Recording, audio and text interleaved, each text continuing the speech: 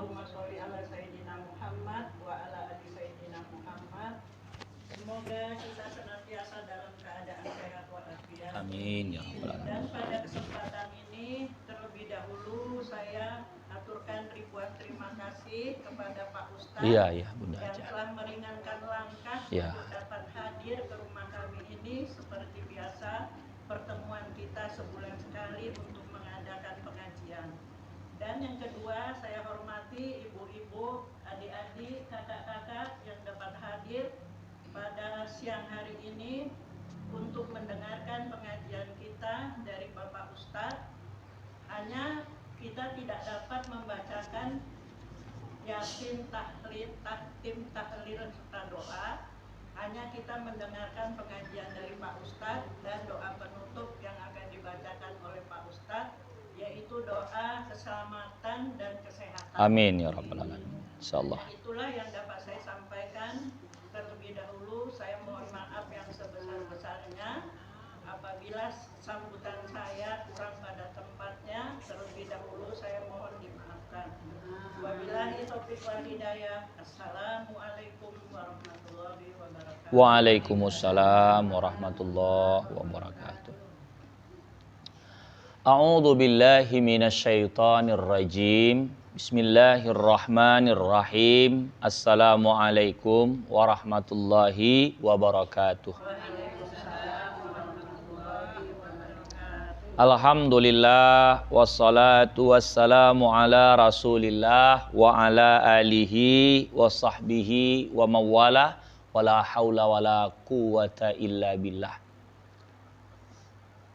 Bersyukur kita kepada Allah atas segala macam nikmat yang Allah berikan untuk kita. Berselawat kita kepada Nabi kita Nabi Muhammad sallallahu alaihi wasallam dengan ucapan Allahumma shalli ala Sayyidina Muhammad wa ala ali Sayyidina Muhammad, yang sebelumnya kita mulai dengan tahmid alhamdulillah kepada Allah. Dan kita berdoa mudah-mudahan rumah yang berbahagia, yang penuh barakah, rumah Bunda Haja Kasiem ini Allah limpahkan kebaikan, diberikan keselamatan, mudah taat, istiqomah amal, anak keturunan, keluarga menjadi sakinah mawaddah warahmah. Dan doa yang sama juga untuk kita yang hadir, para ibunda yang terkasih, yang saya sayangi, yang Allah cintai. Sebelum kita memulai kaji, kita pasanglah niat untuk belajar agama Islam kita ini. Bismillahirrahmanirrahim.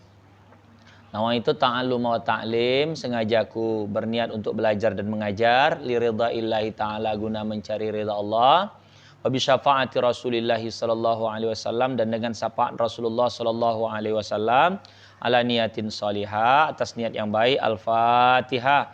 A'udzu billahi minasyaitonir rajim. Bismillahirrahmanirrahim. Alhamdulillahi rabbil alamin.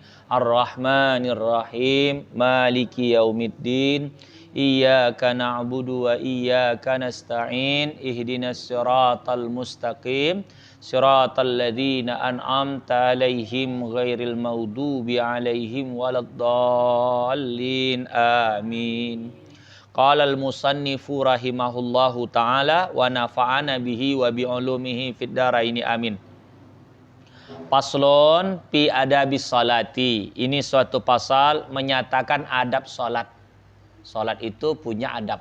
Bukan hanya sekedar melakukan pelaksanaan yang diperintahkan Allah tanpa diisi tata krama. Di salat itu ada sopan santunnya, karena sehakikatnya salat walaupun geraknya nampak secara lahiriah, tetapi batiniah kita juga harus terdidik dengan salat. Makanya di dalam ayat Quran disebutkan innas salata tanha anil fahsya'i wal munkar.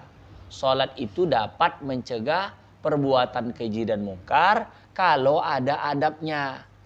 Jadi dikatakan apabila selesai engkau bersuci, apabila sudah selesai kita bersuci, baik itu cebok, baik itu wudu, baik itu mandi jenabat, bersih daripada haid nifas, bersih daripada wiladah, bersih daripada kita najis yang ada di badan, dan segala hal-hal yang ibaratnya tidak menyamankan diri kita, seperti kalau keringat, ya.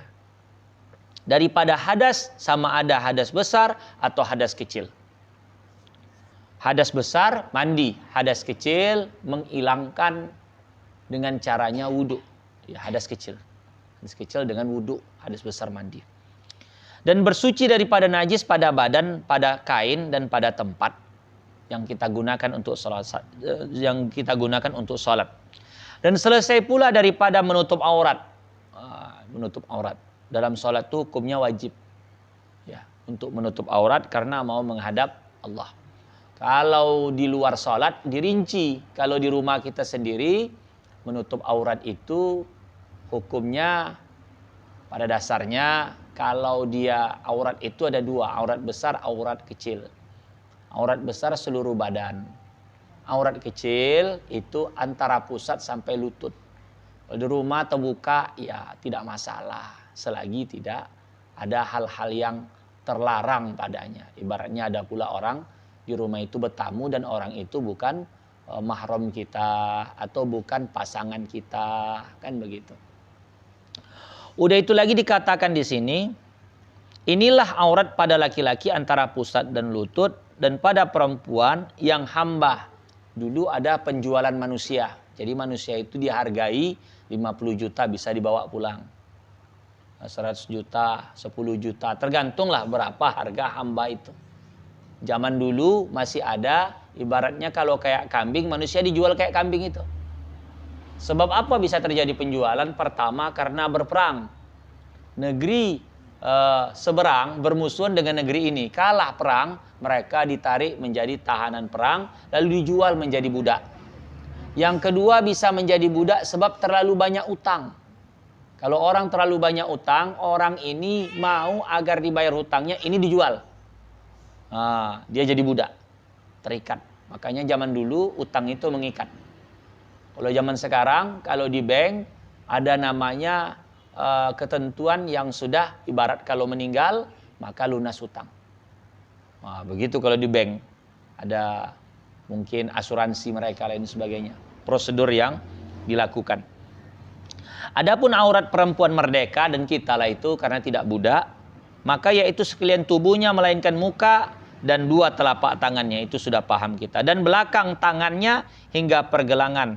Kemudian hadap olehmu akan kiblat padahal berdiri betul dan renggangkan kedua kakimu sekira-kira sejengkal dan bacalah qul a'udzu birabbin nas.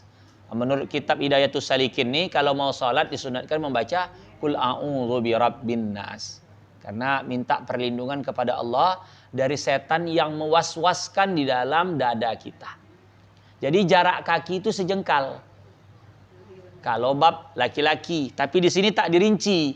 Ada dalam kitab yang lain kalau perempuan cukup satu jarangnya satu tangan ini, satu tapak tangan ini saja. Agar bisa berdiri. Kalau terlalu rapat, susah berdiri. Untuk membedakan antara laki-laki dan perempuan. Kalau andai kata dia pakai ukuran sejengkal laki-laki pun tak mengapa. Karena keumuman daripada penjabaran di kitab Hidayatus Salikin ini. Ya. Tapi dalam kitab ini disebutkan belakang tangan ini termasuk aurat juga di dalam salat. Maka kalau ada kita memakai pendapat salat hanya tutup ini saja, maka menurut kitab ini tidak sah. Karena masih masuk dalam aurat. Tapi kitab lain ada mengatakan karena sulit. Karena sulit menutup ini. Belakang tangan ini. Ya. Karena sulit untuk... makanya ukuran yang disebut ya tapak tangan itu menurut orang yang memakai pergelangan tangan. Ini tapak tangan. Sampai sini. Jadi yang putih-putih ini tapak tangan. Inilah yang kalau maaf menyentuh kemaluan batal. Kalau yang ini tidak. Makanya unsur kalau dalam kiblat dalam aurat itu ini yang kena, ini tidak. Ini yang bebas, ini yang tidak. Tapi ada pendapat ulama yang lain karena berat. Dalam Syafi'i juga, maka ini masuk. Ada orang sholat kadang ini nampak. Kadang waktu sujud dikeluarkannya.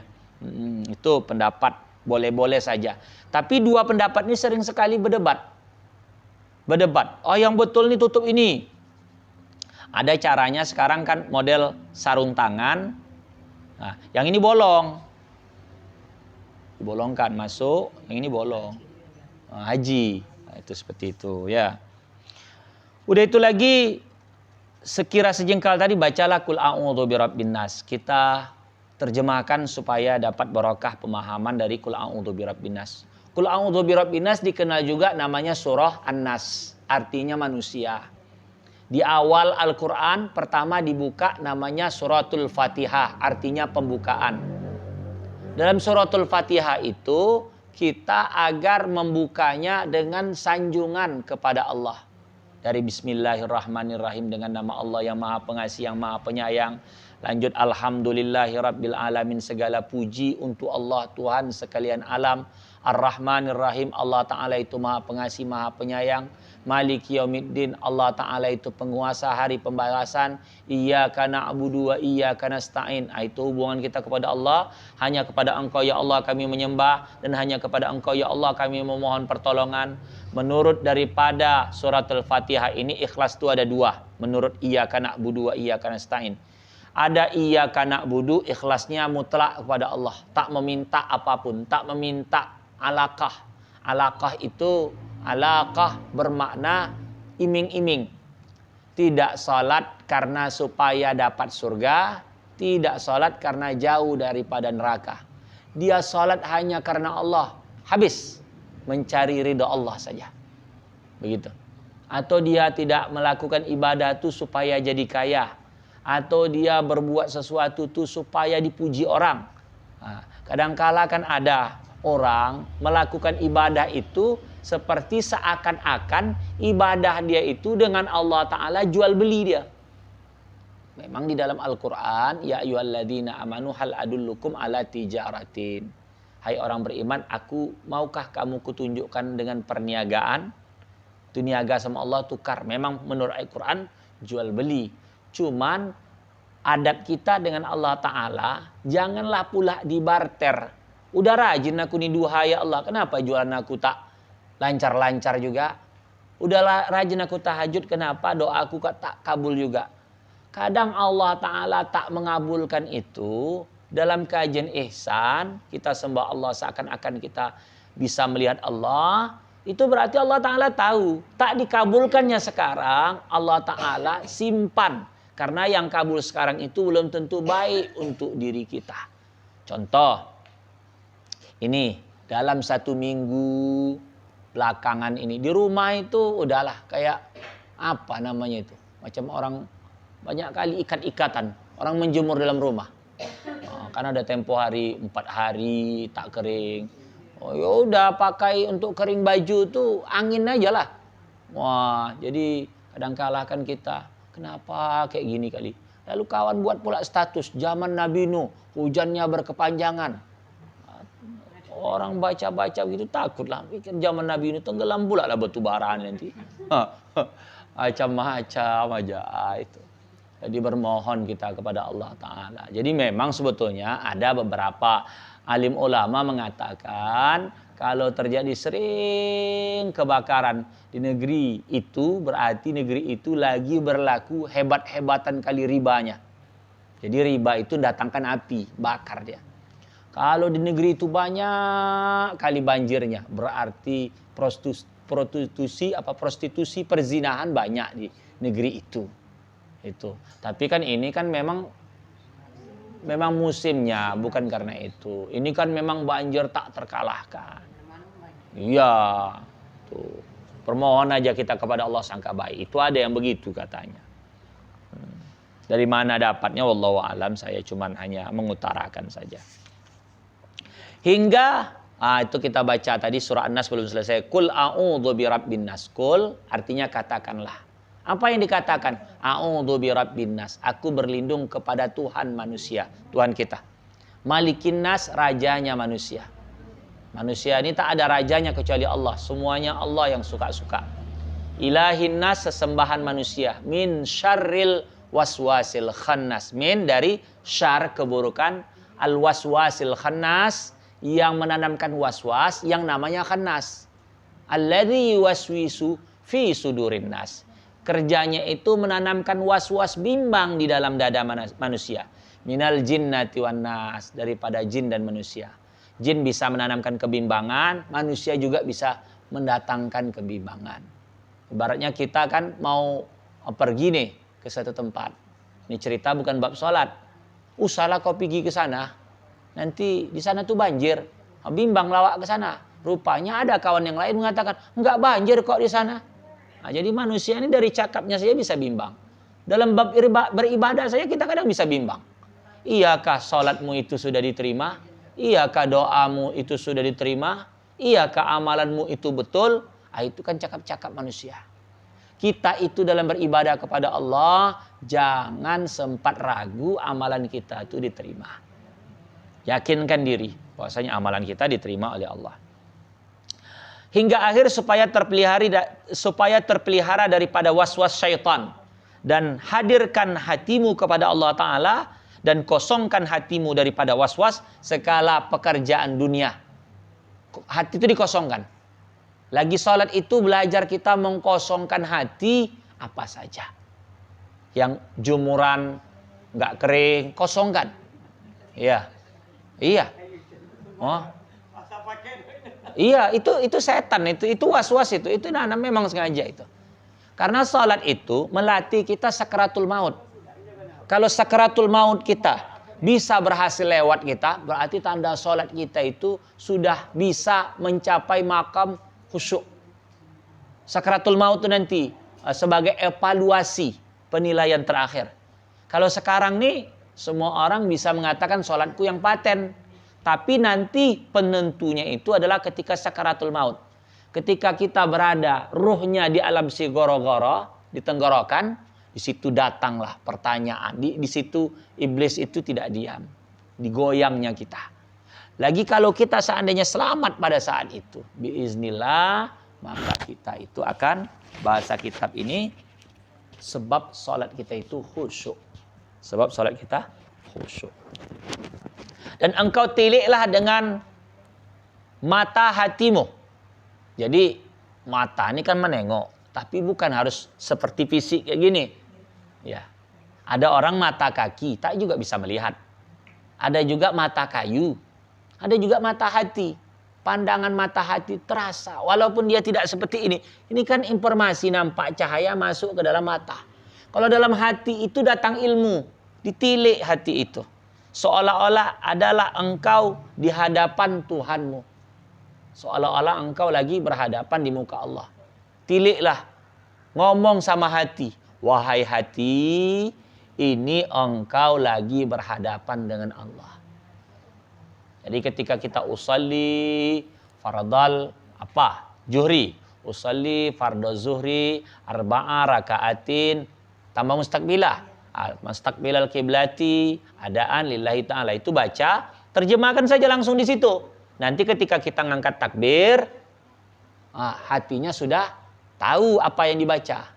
Itu sebetulnya sebelum sholat belum ada hukum. Jadi boleh kita itu usalli fardal zuhri, sengaja aku sholat fardu zuhur, arba'a raka'atin, 4 rakaat, mustaqbilal kiblati, menghadap kiblat, adaan lillahi ta'ala, tunai karena Allah. Udah nampak kan? Baru angkat takbir. Allahu Akbar. Ketika Allahu Akbar, kosongkan hati. Ya hati, wahai hati. Ya qalbi, wahai hatiku. Ini saatnya engkau menghadap Allah. Mana Allah?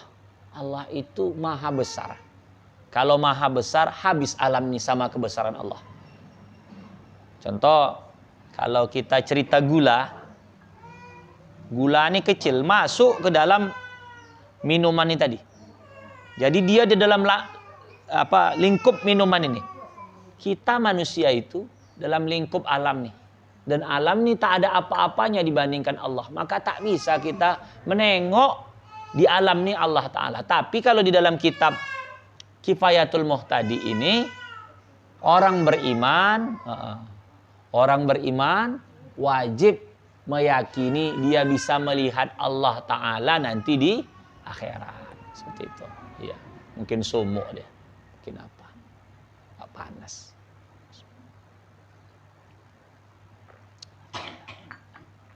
Udah itu lagi, karena Allah Ta'ala tiada menerima sholat hambanya itu melainkan dengan hadir hati kepada Allah. Kalau tak ada hadir hati, maka sholat tidak diterima. Allah cuma menerima sholat orang yang hatinya hadir kepada Allah. Kalau sholat Al-Fatihahnya hadir, Al-Fatihah itu saja yang diterima. Kalau kita tuh wajib, walaupun hanya satu pekerjaan, kita harus hadir hati kepada Allah. Di mana itu? Waktu takbiratul ihram. Kalau satu pun tak ada hadir hati, maka sholatnya itu batal. Batal. Kenapa? Niat itu ingat kita kepada Allah. Sengaja aku sholat. Apa gitu. Karena Allah. Kan ingat sama Allah tuh ucapannya. Kalau tak ada terus, sholatnya batal. Maka dikatakan di sini, Allah tidak akan menerima melainkan sholat hambanya yang hadir hati kepadanya. Serta khusyuk, yakni apa khusyuk tuh? Tetap segala anggota. Tetap segala anggota. Khusyuk. Kalau orang yang khusyuk, gatalnya berkurang. Sholat tuh datang gatal tuh. Kalau gini-gini tak mau datang gatal. Kalau sholat, yang alis lah gatal, yang batang hidung gatal, yang pipi gatal. Walaupun wuduknya pakai air aqua sekalipun, kan steril tuh. Kan boleh aja, kan itu kan air apa, filter namanya. Tidak, tapi lagi sholat mau aja gatal semua. Hebat betul. Iya, setan. Nah, orang sholat sering didatangi setan. Tapi kalau sholatnya sudah tidak khusyuk lagi, berarti dia udah jadi setan. Udah tak bisa khusyuk lagi, berarti CS kata setan tuh. Itu. Kan kita ini alladzi yuwaswisu fi sudurin nas minal jinnati wan nas. Karena itu mungkin terlalu gegabah ya mengatakan orang itu setan. Jadi maksudnya begini. Setan itu dia benci kepada Allah Ta'ala terhadap apa yang telah ditentukan Allah Ta'ala kepadanya. Allah suruh dia sujud kepada Nabi Adam, namanya iblis induknya itu ya. Dia tak terima. Aku kan lebih baik Allah. Lalu Allah Ta'ala menengok kelakuan iblis pada saat itu, setan, kepalanya setan pada saat itu. Dia, udahlah, ucap engkau terlaknat. Ucap engkau terlaknat. Berarti ada perbuatan si iblis itu buat parah sekali. Allah Ta'ala. Gitu.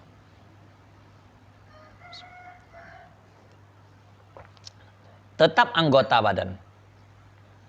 Serta hadir hati kepada Allah Ta'ala dan khudu. Jadi ada 3 di sini. Pertama yang disuruhnya kita itu hati kepada Allah Ta'ala karena Allah Ta'ala tidak menerima orang yang sholatnya tidak ada hadir hati. Hadir pertama. Yang kedua khusyuk. Yang ketiga khudu. Apa khudu itu? Yakni hadir hati serta menghinakan diri. Pertama hadir. Habis hadir nanti khusyuk. Khusyuk itu tetap anggota. Dan yang ketiga khudu. Khudu itu hadir hati dengan menghinakan diri. Ya Allah, hamba-Mu ini hina. Banyak kekurangan yang aku lakukan. Banyak keterbatasan yang aku miliki. Aku tak makan, aku lemah. Hujan. Manusia ini gini kan. Yang lalu kan kita bahas. Serba salah. Ini cerita bab hujan lah ya. Panas saja. Apa kata yang dapat panas nih? Panas saja nggak hujan-hujan ya. Kipas angin tuh. 24 jam tak mati-mati. Akibat gara-gara yang lalu tuh dingin. Dibuatnya status, difotonya kipas angin. Ngapa kata dia? Terima kasih sudah menemani hari-hariku. Untuk sementara waktu engkau kuliburkan dulu. Kipas anginnya mati. Kalau tidak payah mati. Jadi tidur pun pakai kaos kaki. Kayak orang mau beranak kecil aja. Kayak orang mau beranak kecil. Kenapa? Karena dingin. Seperti itu. Jadi ketika Allah Ta'ala kasih panas, kita itu ya memang manusiawi sekali lah panas. Tapi ketika hujan aja. Kalaulah alam nih sekehendak mau manusia, hancur alam nih. Karena yang ini maunya lain, yang itu maunya lain. Wah, seperti itu. Oh, ya, udah aja. Udah itu lagi dikatakan di sini, maka apabila hadir hatimu serta Allah Ta'ala, Ya mudah-mudahan sakitnya menjadi kebaikan. Sabar dengan musibah itu ibadah. Ya. Kita nih kalau pagi tadi saya kaji masalah zuhud. Zuhud itu meninggalkan kesenangan hidup dunia. Kita ini mau tak mau, suka tak suka, makin kita berumur, dunia ini mulai kita tinggalkan. Akhirnya nanti kita meninggalkan kematian. Buktinya gini. Dulu waktu masih muda, dunia itu segala makanan bisa masuk. Yang keras lewat, yang pedas oke. Apalagi yang bersantan, yang manis. Udah mulai berumur, yang keras gigi udah gak bisa lagi. Berarti udah ditinggalkan. Ya kan? Yang manis aduh gula darah. Yang santan kolesterol. Yang pers aduh ini lambung pula. Serba salah semuanya. Sebab apa? Dunia ini memang sehakikatnya kita tinggalkan. Sama juga. Dulu kita bisa jalan ke sana kemari. Dikasih pula kaki pula agak susah. Berarti udah kuranglah jalan-jalannya. Disuruh kita ini banyak untuk mendekatkan diri kepada Allah Ta'ala. Sehakikatnya alam ini pun menentukan kita ini seperti seakan-akan harus disuruh zuhud. Zuhud itu meninggalkan kesenangan hidup dunia. Dah. Udah itu lagi dikatakan di sini, maka apabila hadir hatimu serta Allah Ta'ala, maka ucapkanlah olehmu qamat. Qamat. Para kaum wanita, kaum ibu disunatkan kalau mau sholat qamat. Allahu Akbar, Allahu Akbar. Asyhadu an la ilaha illallah, asyhadu anna Muhammadar Rasulullah. Hayya 'alas shalah, hayya 'alal falah, qad qamatis shalatu, qad qamatis shalah. Allahu Akbar, la ilaha illallah. Walaupun sendirian. Sholat sunat juga gitu. Tidak, sholat sunat tidak. Sholat wajib saja. Sholat wajib saja yang qomah. Ya, sunat. Kalau kita di rumah tuh susah payah bergerak, tapi kita mau dapat pahala menurut hadis sholat sunat isra. Maka caranya kayak mana? Caranya kita buat dengan ada kawan di rumah itu sholat berjamaah subuh. Ya, sholat berjamaah subuh. Nanti kalau udah begitu kita bisa melaksanakan sekitar jam 6:20 sholat sunat isra. Seperti itu ya. Iya, setelah selesai syuruk kan isra. Syuruk itu kan matahari terbit. Ya, matahari terbit. Udah habislah waktu subuh itu, syuruk itu. 10 menit setelah itu sholat sunat isra. Sebelum duha. Setelah selesai itu bisa duha kita kok.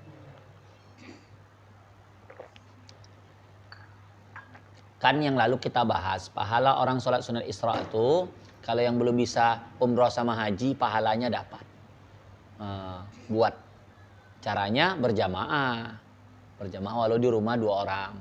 Ada suami sendiri maka tak dapat pahala haji itu sama umrah sempurna, hanya dapat pahala melaksanakan sholat sunat tok saja, seperti itu ya.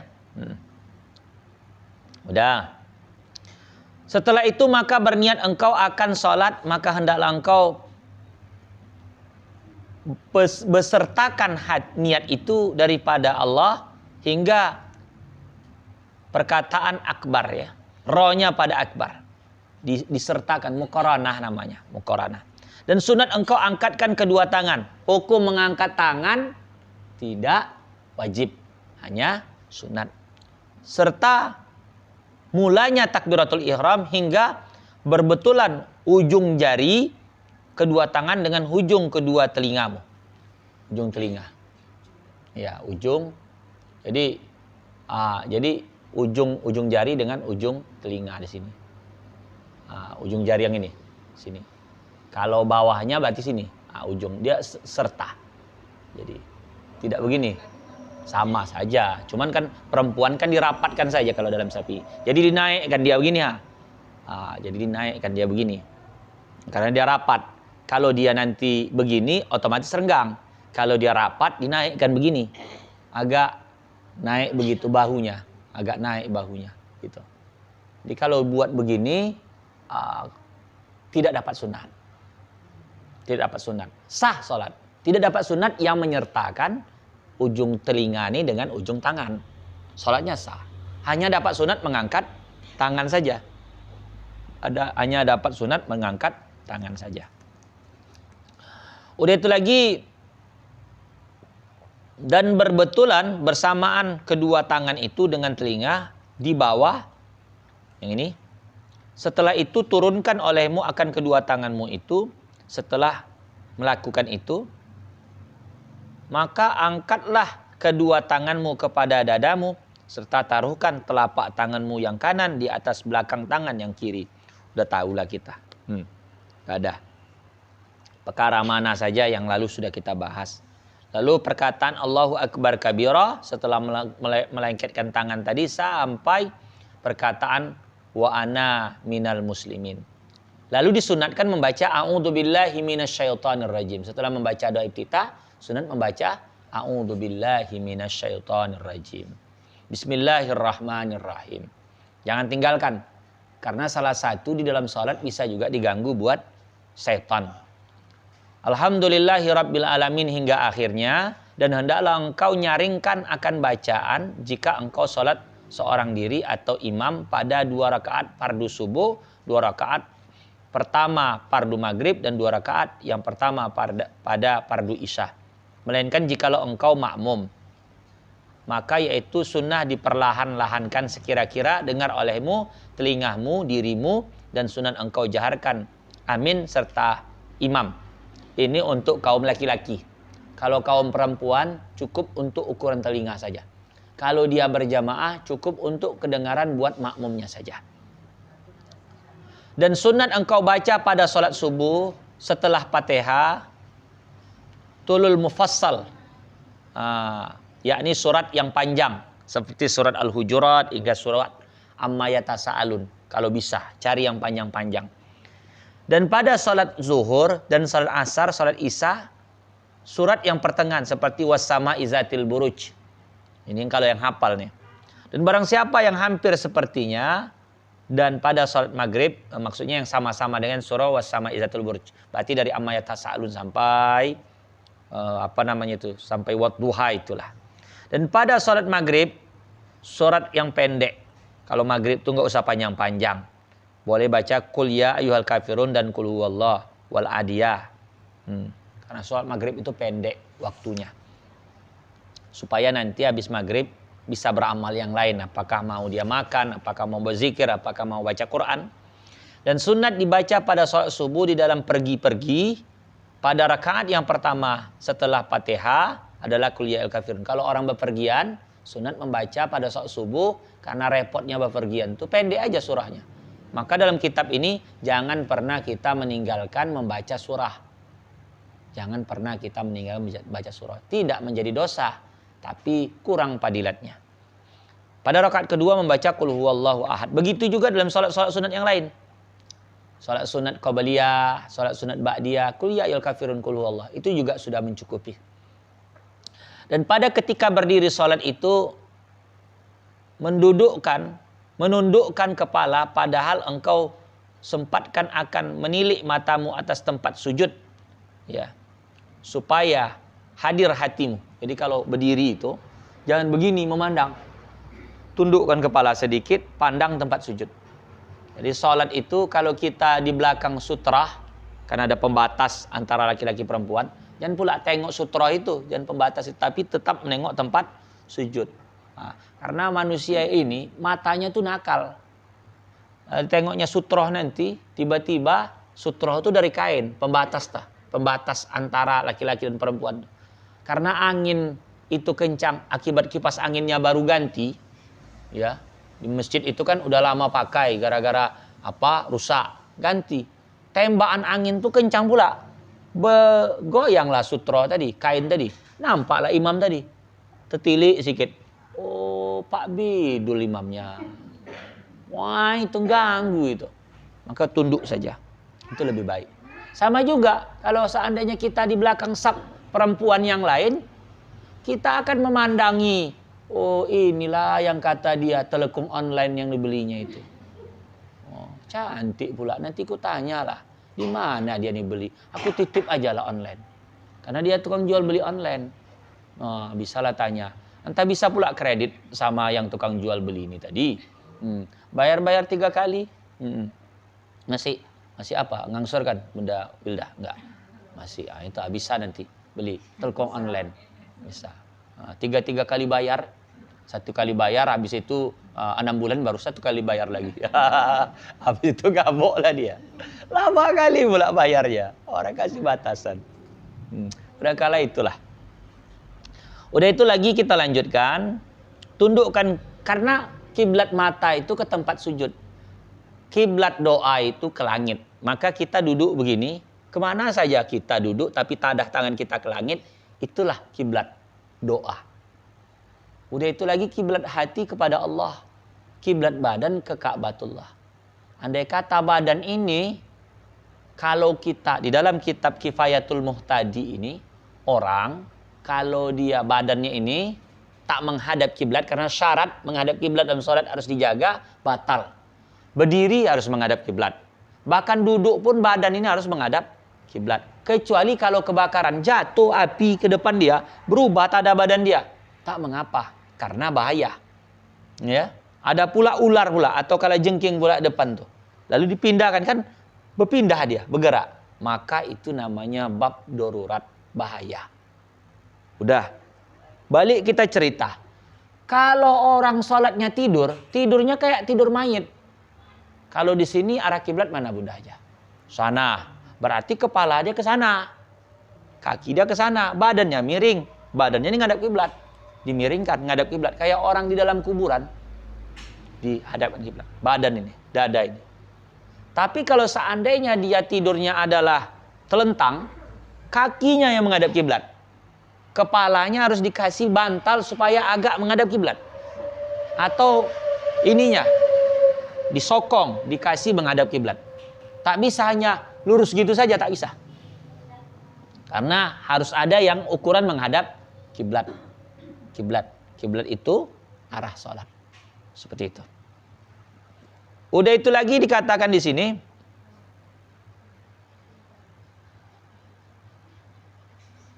Supaya hadir hatimu dan jangan engkau berpaling ke kanan dan ke kiri di dalam sholat.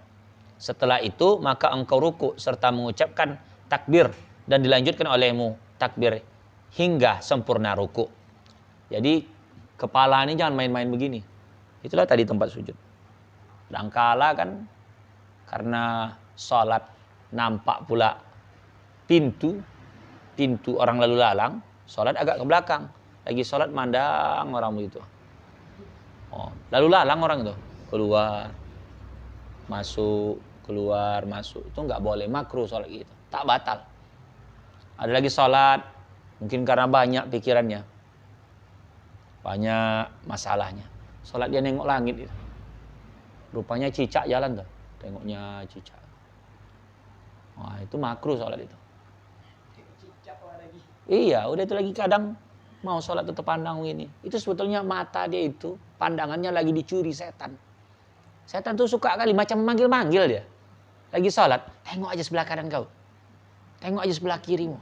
Mau tuh gitu.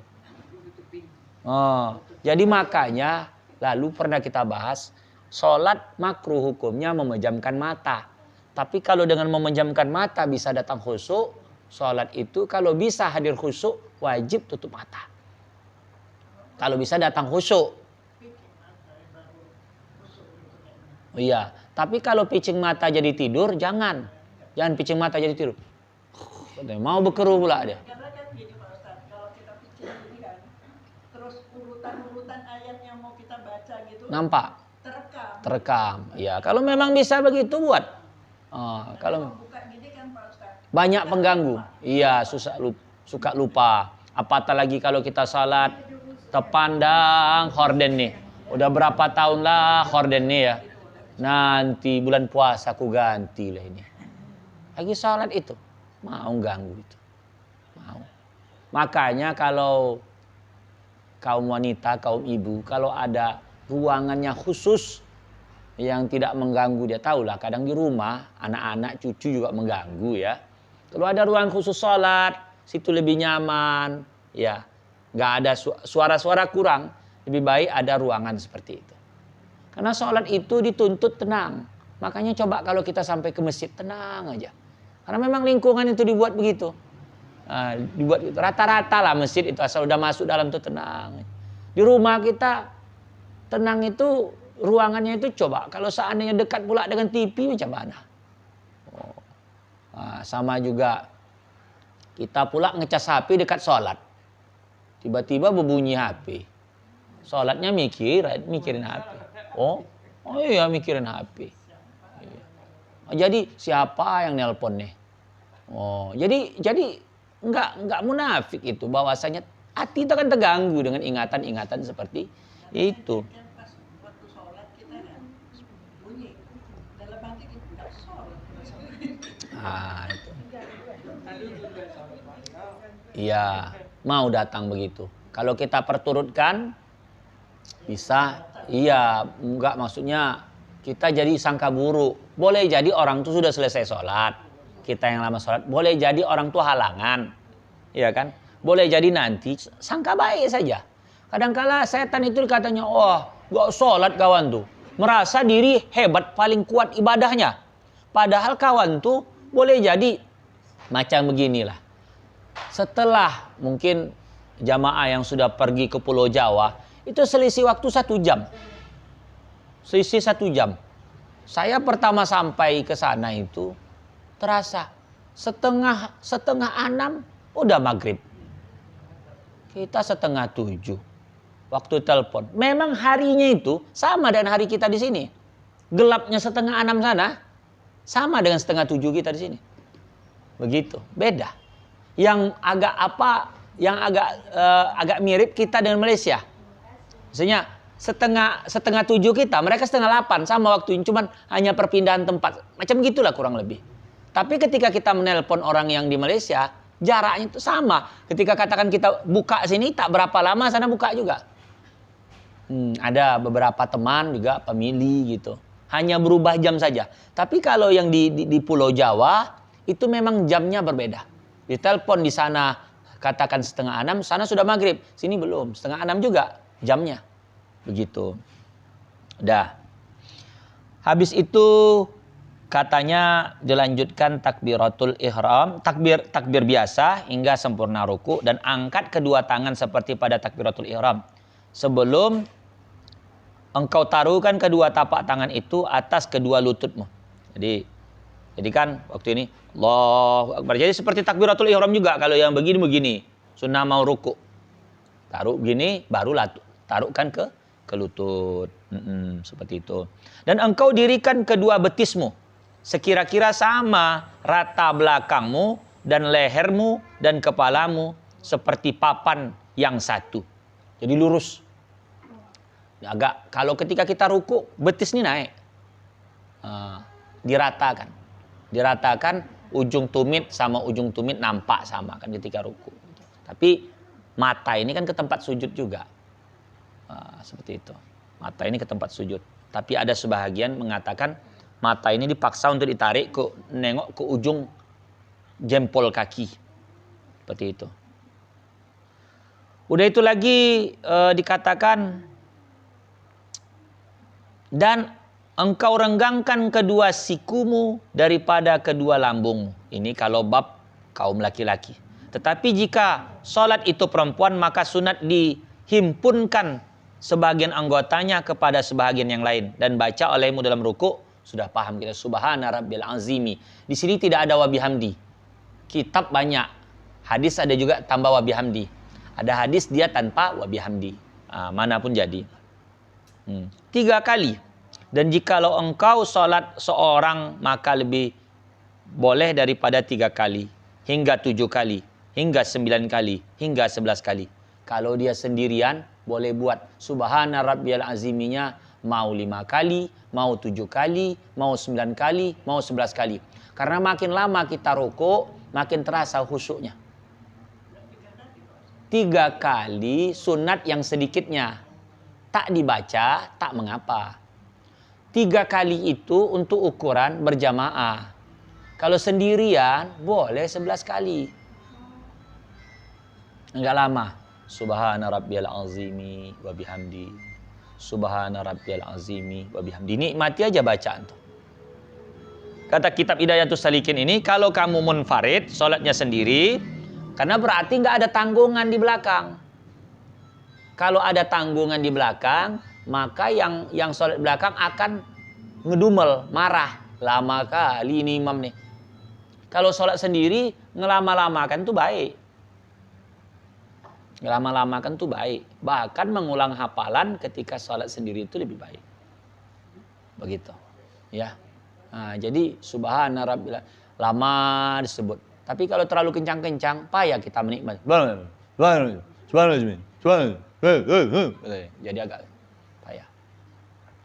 Kayak kalau bulan Ramadan itu, Malikul Ma'bud, subhana malikul mawjud, subhana malikul lail.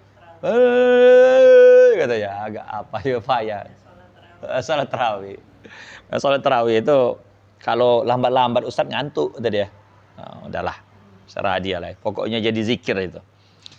Yang terlebih afdal setelah itu maka angkat kepalamu hingga berdiri betul serta anggota engkau angkatkan kedua tanganmu dan baca ketika itu sami Allahu liman hamidah.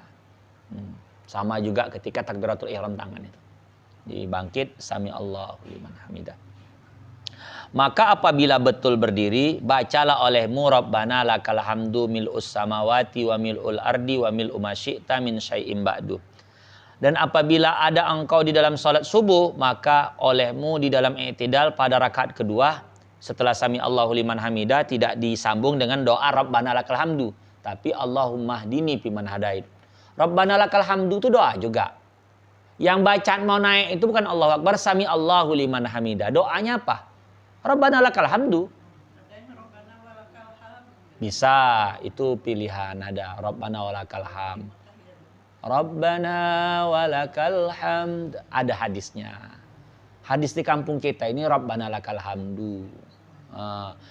Ada mil'us samawati, ada juga mil'as. Ada juga mil'as samawati. Manapun jadi.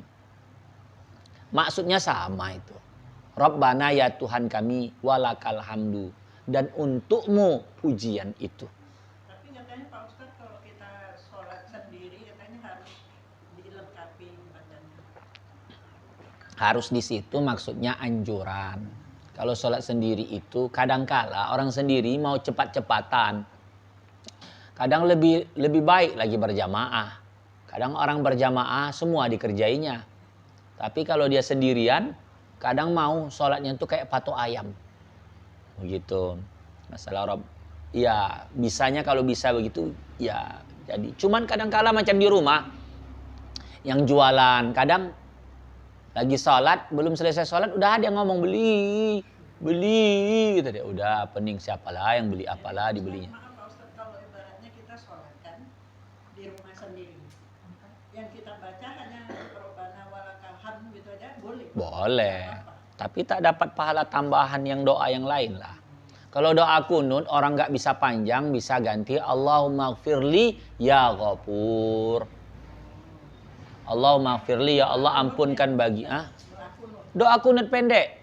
Allahumma gfirli ya ghafur. Isinya sudah ada doa dan isinya juga ada sanjungan kepada Allah. Ya ghafur itu wahai Allah yang Maha Pengampun. Allahumma gfirli, ya Allah ampunkan bagiku dosaku. Ya Ghafur, wahai Tuhan yang Maha Pengampun. Tambah salawat lagi. Wassallallahu ala sayyidina Muhammad wa ala alihi wasahbihi wasallam. Begitu. Kalau yang pendek, harus ada 3. Kalau panjang lebih utama. Allahumma hadini fiman hadait wa afini fiman afait dan seterusnya. Kenapa? Bunda aja. Oh, ada telepon. Ya, kita padakan saja kajian sore ini sampai di situ dulu. Kita buka tanya jawab ya Bunda ya. Kalau ada yang mau ditanyakan, dipersilakan. Nanti doanya diisi pengganti Yasinnya nanti kulhu. 3 kali itu pahala hatam Quran. Nanti ditambah insya Allah. Ada nilai doa. Kalau ada yang mau dikirimkan doa, Bunda Haja Kasim. Bisalah dituliskan. Nah, kalau ada mau tanya dipersilakan. Assalamualaikum warahmatullahi wabarakatuh.